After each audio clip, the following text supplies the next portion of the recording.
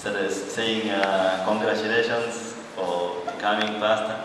Now again, we are coming to the end of another season. But I thank God because when you finish successfully, see, that is very good. There is something to thank God for. When you start something and you finish it, that's what I said in the morning. It is worth celebrating. Thank God. Take time to say thank you to God. I don't know what you have started this year. If you have completed it, say thank you to God. Even completing a semester successfully, thank God. These ones have done 1 year. We thank God for you. I'm also happy that Patron was able to come. I think he's also finishing 1 year. How many kidogo? More than? Another 1 year, yeah. And successfully also. Thank you, Patron. I know that during Holy Communal services, the service sometimes becomes a bit longer, and students are people who like keeping time. So my name is Reverend Maina Alan.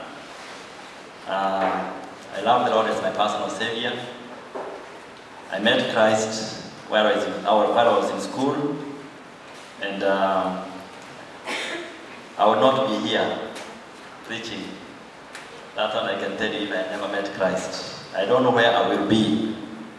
I was one of those young people who like to have a lot of fun and liked games. But though I was brought up in a Christian family, I did not know Christ.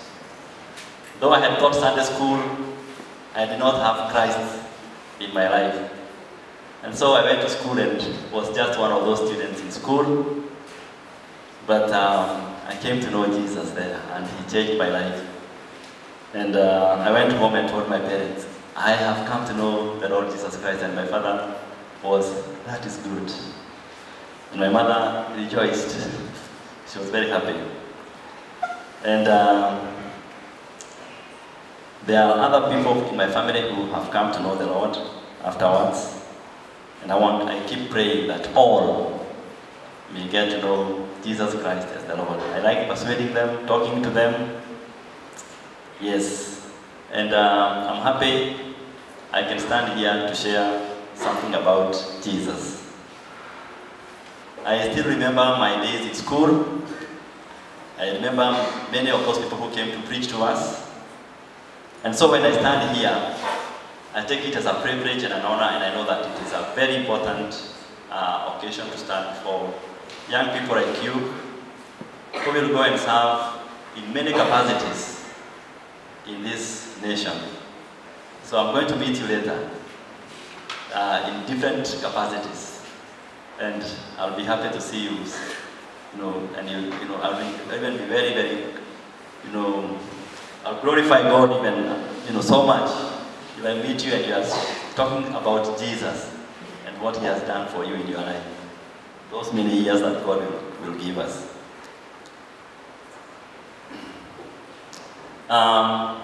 Let me not dwell in my past. I want to share about a man called Gideon. Not that one, but a Gideon in the Bible. Maybe that's why he chose the name Gideon, I don't know. And I shared in the morning, and I was tempted to share something different this service, but let me share what I shared earlier with inspiration from the Lord. I want to talk about God is looking for fat men. Fat. Don't look at your neighbor. See whether he's wearing extra large. I'm not talking of that kind of person. I'm also not fat, I hope. That way. But God is looking for fat men. I know if I say women, they are going to say, God is looking for fat ladies too. Hallelujah. Amen. Amen. Yes, looking for fat people. And I sang in the morning, but I'm not going to sing because I did that one to Austin and his team. They are the ones who sing very well here. But there is someone who used to teach us about, let us rejoice that our names are written in the book of life and inscribed in God's heart. I want to show you that God is looking for such men. And when people, find Christ, find the Lord, they realize that truly God loves them. He loves them the way He says it in the Bible. That He loves you like the apple of His eye. He has written our names or inscribed. Inscribing is not even writing with the Bible. It is cutting. Inscribing, it's like the way you write on metal. In His palms. That's where my name is. That's where your name is. And we need to discover what the Bible says about us so that we can discover who we are. And I'm happy when the secretary was talking about slaves and fools and princes. We discover just where we are. Princes, heirs in the kingdom of God. Sometimes we forget, and the Word of God keeps on reminding us. And when God is looking for is that person who has discovered who he is, who has discovered who God is, and he knows what's God's purpose for him. Then that is the person, the third person. Because it is possible to walk through life and not really realize who you are, what you are for, and you just walk through life. And that is a pity. I want to read Judges chapter 6, verses 11 to 18. The angel of the Lord came and sat under the terebinth tree, which was in Ophrah, which belonged to Joash, the Abiezrite, while his son Gideon threshed wheat in the winepress in order to hide it from the Midianites. And the angel of the Lord appeared to him and said to him, "The Lord is with you, mighty man of valor." And Gideon said to him, "O my Lord, if the Lord is with us, why then has all this happened to us? And where are all his miracles, which our fathers told us about, saying, did not the Lord bring us up from Egypt? But now the Lord has forsaken us, and delivered us into the hands of the Midianites." Then the Lord turned to him and said, Go in this might of yours, and you shall save Israel from the hand of the Midianites. Have I not sent you? So he said to him, "O my Lord, how can I save Israel? Indeed, my clan is the weakest in Manasseh, and I am the least in my father's house." And the Lord said to him, "Surely I will be with you, and you shall defeat the Midianites as one man." Then he said to him, "If now I have found favor in your sight, show me a sign that it is you who talk with me. Do not depart," verse 18, "do not depart from here, I pray, until I come to you and bring out my offering and set it before you." And he said, "I will wait until you come back." Praise God. That is His word. Now, Christians, like I have today before me, no matter your background, the Bible persuades me. And I want to persuade you to believe with me what the Bible says today, that you are fearfully and wonderfully made. If you read the Psalms, 139, but that is not the only place that it is recorded. You will find that that's what the Bible tells us. You are fearfully and wonderfully made. Greet your neighbor and tell him you are unique. That is what the Bible says. You are unique. Made fear-free. The word is fear-free. Wonder-free.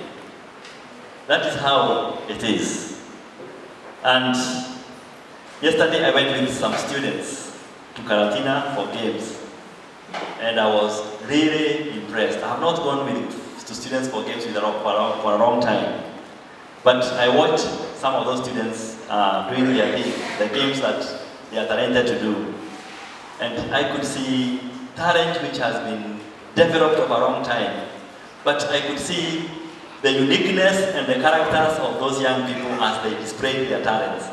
Some doing things that you just enjoy watching because they are beautiful. And I was just thinking, all the students that I have, each one has something unique. These ones are just a few with unique game talent. And now I have got all of you seated here, and there is 6,000 of you. Uniquely and wonderfully made. May God help us to discover this, the uniqueness in which He has made us. So, you can all approach God's throne without fear. Because Christ, when He came, He died for all of us, so that each one of us can go before God's throne and worship Him and ask Him for what we want. And the only thing that is standing between you and the presence of God is you going before the Lord and asking for those blessings that God has for you, so that He can begin to use you and to take you to your destiny, where He purposes for you to be. That is the only thing that is standing between you and this God. You can approach God's throne. The Bible tells me that when we receive Christ, we become His children. And that is why my sister was talking about princesses. Let me put that one. Heirs to the kingdom. That is what God purposes. That is who you are. But you need to open the door for Christ to come into your life. Now, there is a man here who is, according to the Bible, he was a man of valor. He was a man who could do battle. But you can see, he has forgotten who he is. He's an Israelite and a man, before God. They are the people he came. He saved from Egypt, from slavery. That's where they came from. But now they are in Israel, the promised land. But things have gone wrong. He is now hiding. So he's trying to thresh grain, but he's hiding in a wine press. Because the Midianites are people who are very cruel, have now come and, let me use the word, colonized them. But it was beyond colonizing, because these were very cruel people. The Israelites have been driven to go and live in caves. You can read Judges. They are hiding in caves. But they would go and plant food in their gardens. But when the food grows and is about to be harvested, the Midianites come with the animals and they graze all the food, is eaten up, and anything they find, animals, they kill. And if they find some Israelites, they kill them, or they torture them. They were people who are very cruel, so they are hiding. And so Gideon is hiding while he's threshing grain in a wine press. It's a room. When you are threshing grain in a room, there is not even enough wind. You have to do a lot of work, even to clean the grain. But that is where Gideon is. And, hallelujah, the angel of the Lord, where he is hiding, that is where the angel comes. And he sits under the terebinth tree, showing that God does not have to come here because this is a sanctuary. He finds you where you are, when he wants to find you, because he is aware, he knows you.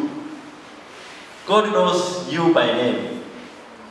And he finds this man hiding, man called Gideon. And he says, the Lord is with you, mighty man of Pharaoh. God knows you by name. I don't know, Joseph, there's Joseph. Aris, I don't know whether there's Aris. Peter, I don't know. He knows you by name. That is our God. He knows you by your abilities. He knows who you are very well. He can call you by your abilities. Mighty man of Pharaoh. I don't know, choir man, choir lady, mighty lady of the choir. He can call you by the other ministries. He knows you. I don't know what you do. Student, mighty, wonderful, beautiful student. He can call you by that name. And he goes to this man called Gideon and he says, the Lord is with you. He has found a man who is fat. That is what the Lord looks for. This man Gideon. We are going to see whether he was a fat man, because the Bible describes him. And Gideon, though the angel has come, he begins to doubt that it's an angel speaking to him. So he says, when you are telling me that you are with us, why has the Lord forsaken us? Because now we are in the hands of the Midianites. I don't know what you are going through in your life.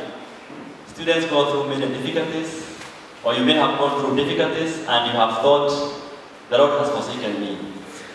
Or, I don't know whether you have come to the point where you are thinking, my purpose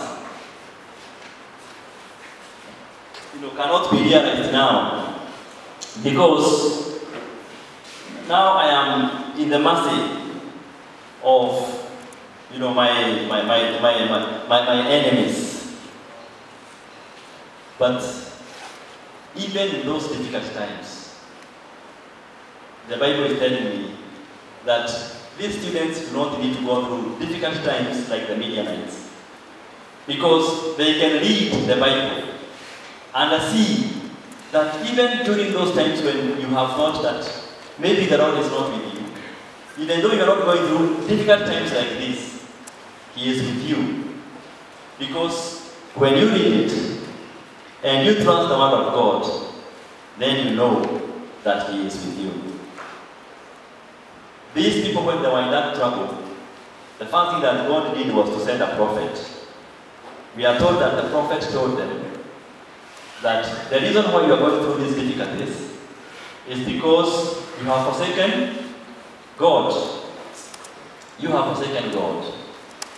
I don't know about you, whether the way you started working with God, you came to campus, and after the first month, the second month, you have now started to keep many steps between you and the Lord, so that the Lord is further and further from you, like the way the Israelites had done. So now the Israelite people have forsaken God, and the prophet came and told them, this is the reason why you are going through these difficulties. I do not know whether someone has come to speak to you, or the one this morning is speaking to you and telling you, you have forsaken the Lord, and you need to come closer to Him again. If that is what the Lord is telling you, I say hallelujah. May your life be changed.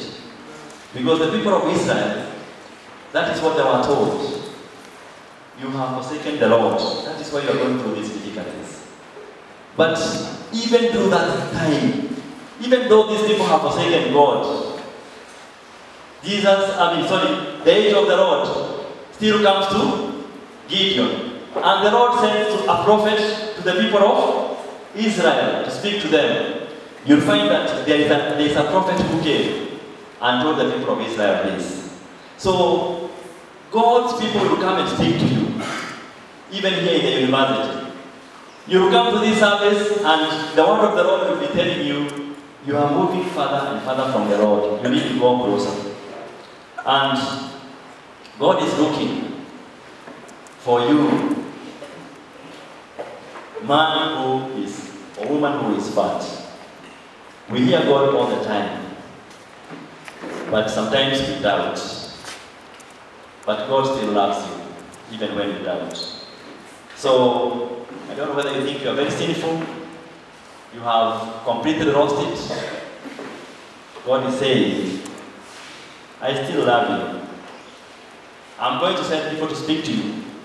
I'm going to send my word to you so that you can change. And so, Gideon is doubting. And you may still doubt that is the Lord speaking to you. Even today, people may still doubt. Yule mtu amesimama hapa mbele anasema naongea mambo ya Mungu, ni kweli? I'm speaking his word. I did not come to bring my word. God does not forsake you. He did not forsake Israel. So he sent his prophet. He is seeking, he is looking for this fat man. And Gideon asked some questions, and the angel of the Lord answered him. But we find something about Gideon from the passage, which is very important. That after the angel of the Lord told him, have I not sent you?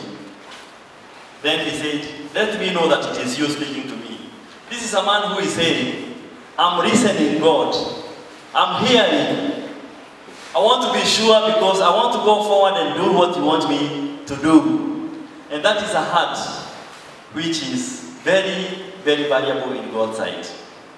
And the other thing that we see is that this man called Daniel went and said to the angel of the Lord, let me first of all go and bring a what? A sacrifice. We see that he said in verse 18, do not depart from here. Let me go and bring my what? My offering. Now, what kind of a person is that? Who, within, is it 7 or 8 verses, after speaking with the angel of the Lord, he wants to go and look for an offering so that he can come and give to the Lord. It shows that his heart, his mind, is so willing to do what God commands him to do what? To do. And so I want to say, this is the kind of man that God is looking for. A man who is faithful to his word. And the Lord had already found and had already identified Gideon to be that kind of a person. Therefore, God knows our hearts, even while we are seated here. He knows what kind of people we are. Even in the conversation that God has with Gideon, you can see that Gideon is aware of where the Israelites came from. And I'm sure you are aware of yourself, where you have come from with the Lord. You know what God has been doing for you. And Gideon was aware of what God has been doing with the people of Israel. And he can see that there is a difference. These 7 years that have been oppressed by the Midianites, it is not the will of the Lord. And probably you can also see that what you are going through is not the will of the Lord. There is something that should be different. God is looking for fat men, men who are willing, ready to obey his commands. And so, Gideon goes now and he prepares an offering for the Lord. And then the Lord speaks to him. So when you go down the verse, you'll find that God tells Gideon, through the angel of the Lord, to go and cut down an idol. To cut down an idol that was in his father's household. An idol which was worshipped by the clan and by the people of the city. Because his father was a leader. So they were worshipping the idol, Baal. And in Kenya, I have realized that we have many idols that we have lifted up, that we worship. I read the story which made me very sad this week, the story of the priest who was killed. Then someone says that it can be it's a story, because when you read some things in the newspapers, I don't pass them as the gospel truth. I say it was in the paper and the radios, and sometimes I weigh things with the newspapers like this. But they were saying that someone said that they killed a priest so that they can make more money. And so I was wondering if I can kill another person so that I can be given more money or I can make more money. They were talking about what? Illuminati or something like that. Then I'm worshipping money, or is it Satan? Both. Are there some other things that we have put as our gods that we worship? Are there some things that we have put before God so that we are worshipping such and not worshipping God? And this man, Gideon, was told, go and cut down that idol. In fact, he was told, use it as firewood to offer sacrifice to me. He was being asked to make a complete turnaround, completely destroy the idol and make it fire to offer sacrifice to God, so that people will come and realize, it is a drastic change that is required. And Gideon was very much scared. I would have been scared. People are worshipping an idol, all of them, and are being asked to go and cut it down. So he did not do it during the day. But he still went and did what? And did it. But he did it at night. Fear. But the angel had told him, you are not going to die over the sacrifice for me. But he was still afraid. But he still did it. Is that faithfulness? Yes. He still goes ahead and does what the Lord requires of him. But he does it during the day. He is afraid of his father. He is afraid of his clan. He is afraid of the other leaders in Israel. But he still does it. And so he kills animals and he makes a sacrifice for the Lord. God has found a man who is faithful to follow what he tells him to do.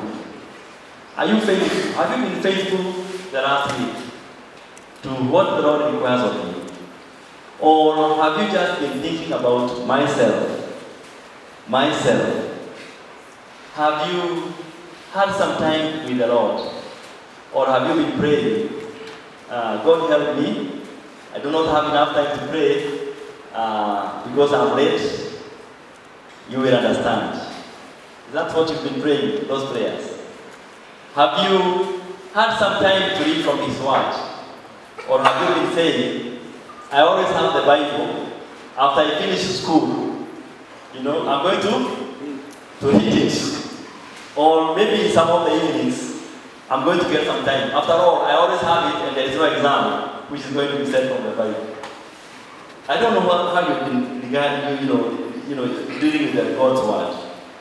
Because there are things that God will teach you from His Word, and He wants you to start, doing them right away. If you keep postponing reading the Word of God, you will not hear sometimes what God has to say. If you keep postponing going to some of those meetings that have been planned, you will not hear what message that God has for you. If you keep doing those things that are only good for you, you are just thinking about yourself, you will continue through life without allocating any time for spiritual growth. And then God will be looking for a fat man in you, and He will be missing faithfulness in allocating time to serve Him, in allocating time to pray, in allocating time for your spiritual growth. Gideon did not waste any time. He went and he did what God required of him to be done after hearing the word. And so he cut down and he offered the sacrifice. And after this, we find the greatness of God who used Gideon to save the people of Israel from the Midians who had troubled them for 7 years. God wants us to be faithful and available to Him. That is the other A, the F. He wants us to be like clay in his hands, so that he can mold us and make us to be the kind of people he wants us to be. That's why someone sang, mold me, Lord, and make me the kind of person you'd want me to be. And there's a preacher, famous preacher, who calls his church the Potters, because because he talks about mold me, make me the kind of person you'd want me to be. He wants to take you in his hands and mold you. But if you are not available, you're always running, you're always many steps away from him, how is he going to mold you to be the kind of person that he wants you to be? You will always be at distance, you will always be away. He is not going to be able to mold you to the kind of person he wants you to be. He wants someone who will listen. And Gideon listened. He wants someone who obediently follows the commands that he's given. And Gideon obediently, followed the commands that he was given. Go and offer a sacrifice. Cut down that idol in your father's house. He followed that. You hear God's word and you follow it immediately. And he must have made he must have organized. How am I going to get the bull? He must have looked for people to help him to kill the bull. How am I going to prepare the altar? I don't think he did it alone. He must have prepared it with some people. Though he was a strong man.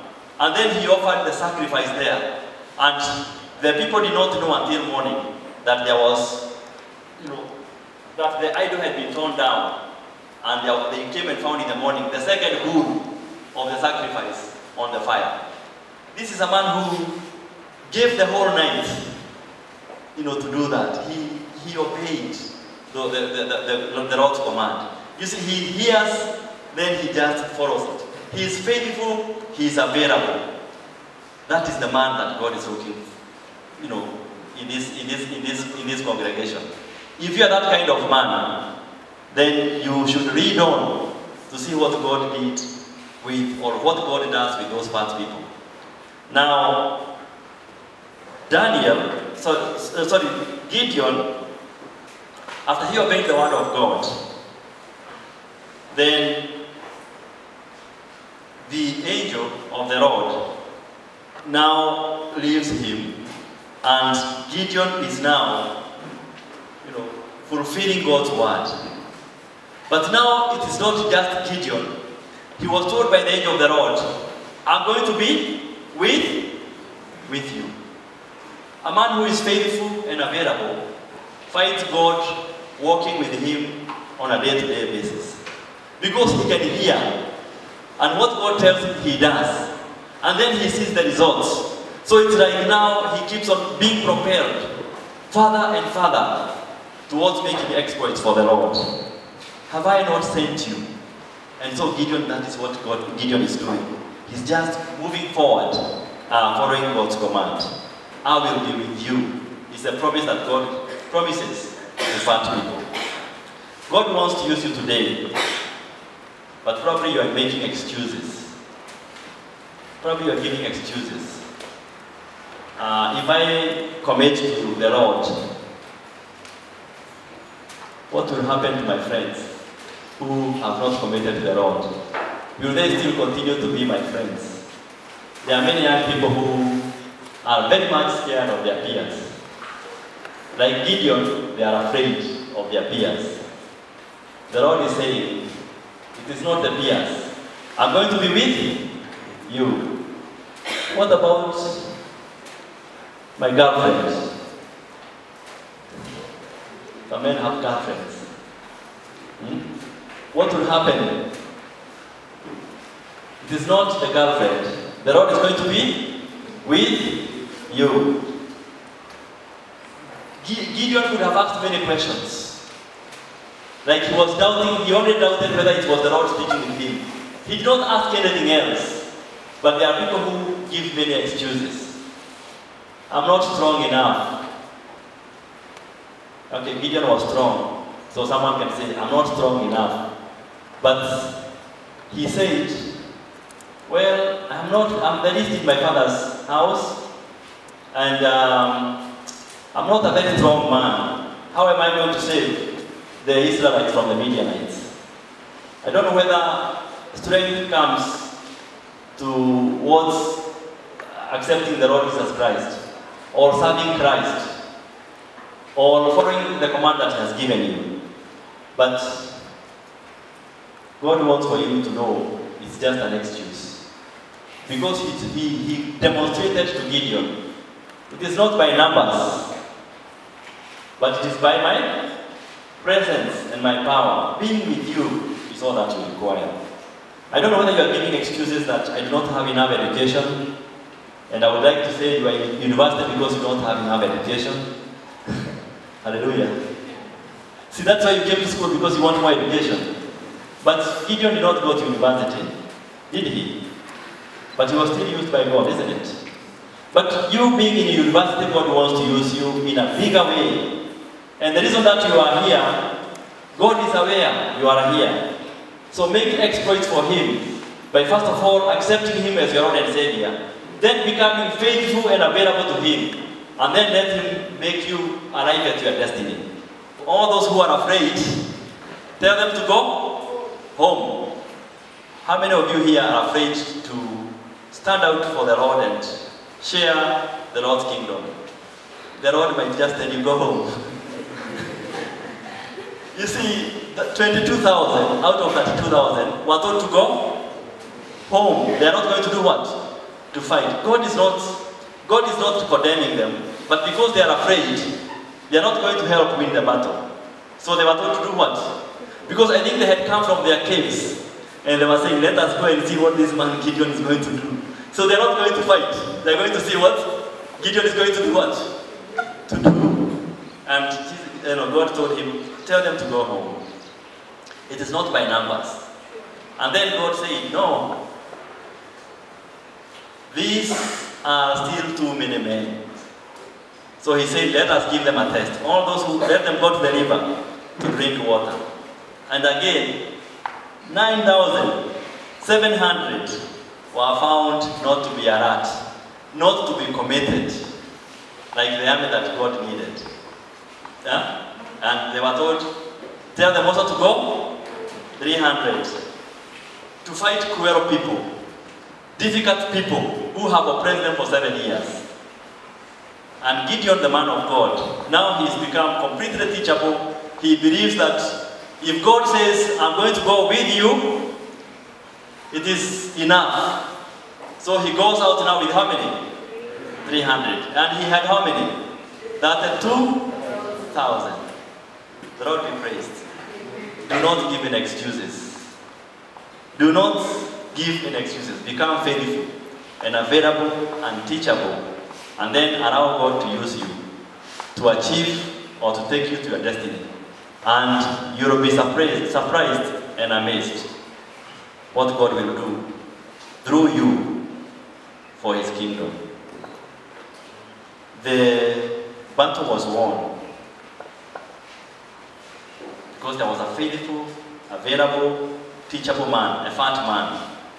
Do we have some fat men in this congregation this morning? And there are some people who are still giving excuses. Look at your neighbor. Does he look fat? I think now people want to be fat. But we need to be available to the Lord and teachable, but faithful to Him. I don't know what excuses you are giving. But once God wants to reach our country, the world, through people who are in this university, for His glory and for His honor. And He will, because there are some fat men and women in our midst this morning. Let us all stand.